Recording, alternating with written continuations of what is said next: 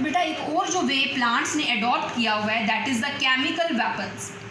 बेटा इसको ज़रा अगर आप समझें तो यहाँ पर एक मैंने डायग्राम ड्रॉ किया है, आप इसको ज़रा अच्छे तरीके से समझें। हमारे पास एक कॉनिफर प्लांट है, आपको पता है कॉनिफर्स क्या होते हैं, कोन बीरिंग प्लांट्स, ठीक है। मैंने एक कॉनिफर प्लांट ड्रॉ कर दिया है यहाँ। अब ये जो कॉनिफर प्लांट है बेटा, जब मैंने इसको ड्रॉ किया, यहाँ पर इसकी रूट्स हैं, तो आपको ये एक डॉटेड लाइन नज़र आ रही है। बेटा ये डॉटेड लाइन जो है वो इसकी टेरिटरी शो करती है, ये इस प्लांट की टेरिटरी है। ये इसकी टेरिटरी क्यों बन गई है, ये इसकी खुद की मलकियत क्यों बन गई है? क्योंकि बेटा क्या होता है कि ये क्या करता है, ये अपनी रूट्स के ज़रिए से कुछ केमिकल वेस्ट सॉइल में रिलीज़ कर देता है। अब वो केमिकल वेस्ट इसको ज़रूरी नहीं थे इसके लिए, बल्कि ये चाहता था कि वो उन केमिकल वेस्ट से छुटकारा हासिल करे, वो उनको रिमूव कर दे। तो वो उसने केमिकल वेस्ट रिमूव कर दिए हैं इनटू द सॉइल। अब वो केमिकल वेस्ट जब रिमूव हुए इनटू द सॉइल, एक तो फ़ायदा हुआ पौधे को कि उसने वो अपने केमिकल वेस्ट रिमूव कर दिए बॉडी से। दूसरा फ़ायदा इसको क्या होता है कि ये टॉक्सिक केमिकल वेस्ट जो होते हैं वो इस सॉइल में इस पौधे के इर्द गिर्द जमा होना शुरू हो जाते हैं, इकट्ठे होने लगते हैं, और इनकी वजह से यहाँ पर कोई दूसरा पौधा एग्जिस्ट नहीं कर पाता, ग्रो नहीं कर पाता। इस वजह से हम बेटा इन केमिकल वेस्ट को क्या बोलते हैं, केमिकल वेपन्स। इन केमिकल वेस्ट को हम क्या बोलते हैं, केमिकल वेपन्स।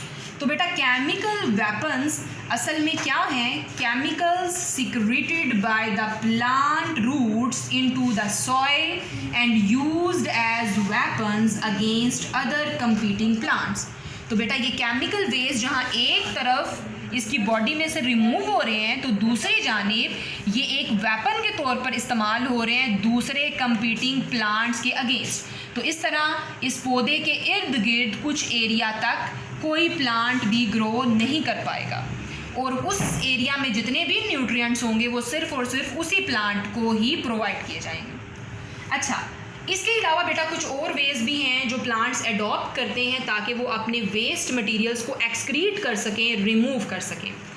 तो बेटा वो किस तरह से रिमूवल कर रहे होते हैं? एक और तरीका जो इन्होंने एडॉप्ट किया हुआ है that is the excretophores. That is what बेटा, एक्सक्रीटोफोर्स।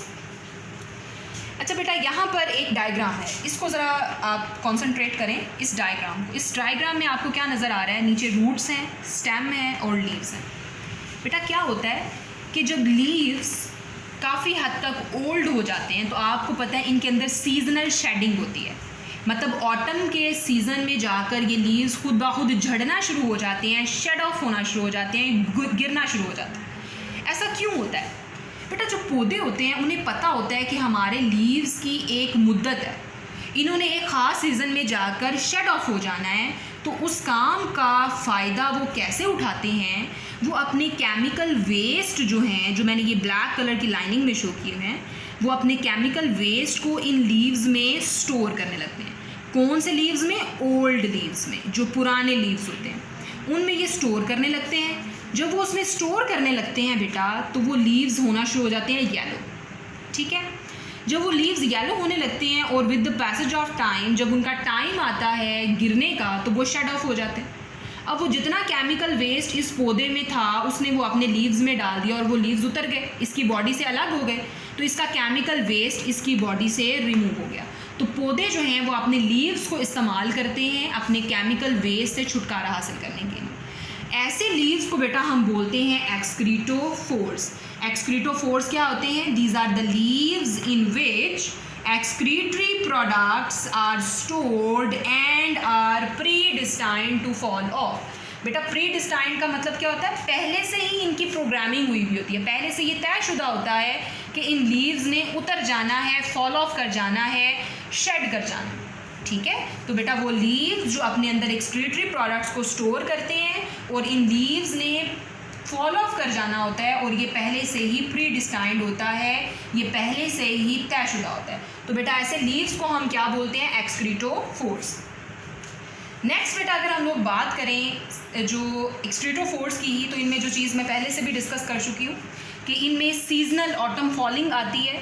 ये ऑटम में लाजमी तौर पर फॉल करते हैं, तो उस टाइम पर भी लीव्स के अंदर जो है वो बहुत ज़्यादा टॉक्सिक मटेरियल्स, केमिकल्स जो है वो स्टोर कर दिए जाते हैं ताकि जब ये लीव्स उतरें तो प्लांट की बॉडी से वो एक्सक्रीटरी मटीरियल्स भी रिमूव हो जाए। अच्छा, एक बड़ी इंपॉर्टेंट चीज़ है यहाँ पर, नॉर्मली हमारे पास लीव्स क्या होते हैं, ग्रीन इन कलर, और ये इनका green colour because of the pigments है, क्लोरोफिल। अच्छा, अब यही green leaves with the passage of time क्या होना शुरू हो जाते हैं, येलो, और उसके बाद वो शेड कर जाते हैं, फॉल ऑफ कर जाते हैं। अब ये येलो क्यों हुए? हमें ऐसा लगता है कि हो सकता है कि जो ग्रीन प्लांट्स हैं उनमें क्लोरोफिल की वजह से कलर था, पिगमेंट की वजह से कलर था।